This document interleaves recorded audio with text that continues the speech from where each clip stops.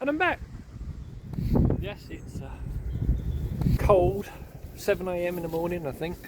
It's New Year's Eve. I'm still in the countryside. Where are you? Oh, there you are. Gosh, little digger. Yeah, I'm still in the countryside, but I'm back on the plot, and I'm going to start the diaries again. Yeah, it's New Year's Eve, so by the time you see this, it'll be New Year's Day. So happy New Year. I hope that 2025 is the most fantastic year you've ever had. And I'd like to actually say at this point, thank you everybody that's posted on the YouTube pages, wishing me well, asking how I am. I'm sorry I didn't reply to all of you. All of those that messaged me on Instagram, I did actually reply to. I'm very grateful. Your messages were very comforting. I'm not going to dwell on this episode as why I stopped making the diaries. I'll do that another time. I'm going to do a very quick plot tour today because it is cold, and then I'll do other things over the course of the coming weeks, because I'll be honest, I'm not doing much on the allotment at this time of year. So let's have a quick plot tour. Right, the pond is still pondish. I am worried though, it's obviously overgrown with weed now. That's not something I've done, it's just the circumstances. It was overgrowing when we actually cleared the bank, but this year the silt has risen to such a height, it's allowing the weed and things to get through. Absolutely nothing I can do about it.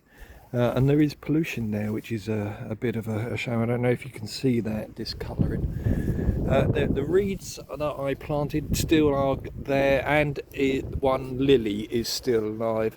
The ducks this year killed the other lily, or was it the previous year? I can't remember. But as you see, there's lots of leaves around. I will be cutting back the elder. I will be cutting back this tree as well, and I'll be taking out some of the branches on that hawthorn. Had to stop filming the paper person, I can't see from here, has disappeared. Right, the fruit area I didn't do much with. I must get rid of this carpet at some point, but I'm trying to just keep the weeds suppressed. If you're wondering what that is, that's nasturtium. There were millions of nasturtiums growing, but they've all died off in the frosts. So what are all these plants? Well, I'll show you on another video, but somewhere over there where that little brown shed is a plot that I helped somebody with, and they had tons and tons of currant bushes, and so I've trimmed them back so that they get rid of all the old stock. But rather than just throw away the old stock, I just come and stuck it down there. I believe some of them might take. You'll see these everywhere. There were so many currant bushes, and sorry, excuse me sniffing. There were so many currant bushes, I just decided to actually get rid of them. There's still some, they're all planted here, and they do look as though they're actually going to take. At least some of them anyway. All types of currants, red, white and black.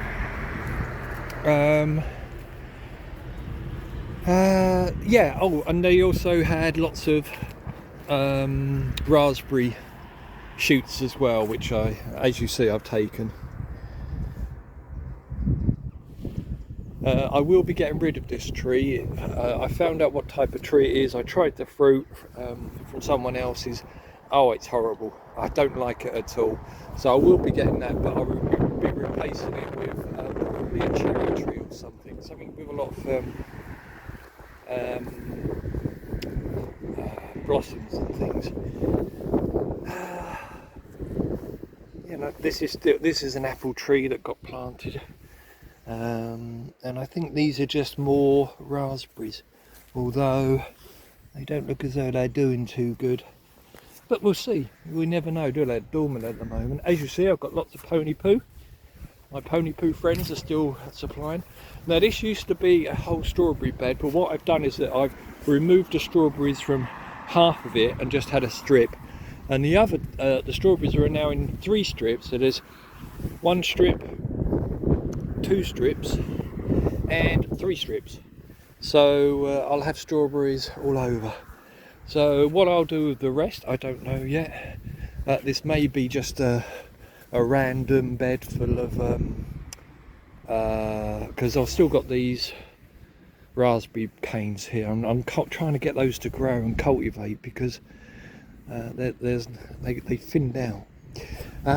Yeah, so I may just use that as a squash bed or something. These are Jerusalem artichokes, which are cut down. They're still in a row along there. They grow to about 8 to 10 foot high. They make a lovely windbreak. So yeah, lots and lots of grass and leaves on the plot, and I'll explain that in a second. As you see, look, they're everywhere. Here's some more of the cuttings of those currant bushes. I tried these ones in plots. They look as though they might be all right, you know. Not so much that one, but look at these. These have still got the buds. Yeah, so lots and lots of leaves, lots and lots of grass on the plot, and I'll explain all that at another time. Just covering the grass, covering the soil at the moment. That's the asparagus bed. Lovely, they're coming on lovely. I've cut them back. One of the things you do with asparagus is before the bad weather comes along, cut them back so that the wind doesn't bend them over and disturb the roots, because asparagus don't like that. Now this is quite funny. I put in some flowers here, but if you're wondering what all this is, these are parsnips. Now if you look here, this is a parsnip that's gone to seed. Well, I let some go to seed, and I kid you not, they were 8 to 10 foot high. They were up here, and there were millions of them. At home I have got a chocolate box, you know, one of the tubs that you get for Christmas. I have got one of those, and it is absolutely full of parsnip seeds.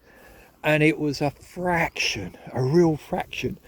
They blew everywhere. There's parsnips coming up everywhere. I thought the frost would kill them, but no, they want to grow. Look at them, there are thousands of them. But there are flowers along here, bulbs there. I believe that's a fennel plant just growing there. I love letting things just grow. So excuse me sniffing. It's so cold here, my nose is just running. There's more leaves, more grass, more leaves, more grass. I'll explain all this another time. I planted my usual perpetual spinach. I believe that's the perpetual spinach, which is in fact a beet. It's actually not a spinach at all, it's a beet. But I also planted chard as well. So there's the remnants of the chard. Now I've left this because of something I'll show you another day. There are more flowers here. Oh, I did plant tons of daffodil bulbs around as well. These are 2 short rows of alums, and this is a huge pile of compost I got from that plot over there which I weeded. I'll show you that later on. I've planted some runner beans for the spring and some peas, but the peas do not look very healthy at all. But they are, yeah, they don't look very good at all. We'll see how they get on. I do have spare broad beans. Sorry, did I say runner beans? Broad beans. Bag of leaves, lots of compost, more leaves, lots of compost. So there's a ton of stuff here. Somebody dumped all this, so I'll put it on the plot for now to decide what to do. Yeah, so that's the plot tour. I will show you inside the polytunnel on another visit. I'll do the polytunnel and the greenhouse separately. Lots of water gathering. As you see, I've improved on the water. This blew over. It wasn't on very good foundation, so it blew over, and we lost all the water out of that one, which is a bit of a shame. But I've put it back, so hopefully we'll get that done. This box was given to me by the person with the brown shed that I've been helping with their plot. So not a lot going on, as you see, but it's going on. It's still here. We are still doing things. yeah, so I've got plans for the year. I'll explain what they are at another time. Oh, I was given, if you remember, I had a tub that contained a gooseberry. Well, somebody gave me a second tub, the matching tub. In fact, there was 2 tubs originally, so I've planted those in rather than have them in tubs. I might actually dig this one out, which was here anyway, and put that in over there. But I'll do that probably in a month or so, just so this area isn't contaminated every time I walk past it. This is falling apart, but it should last another year. I'll empty it out and I'll put in maybe bracing and stuff. That's it. That's the plot as it stands at the moment.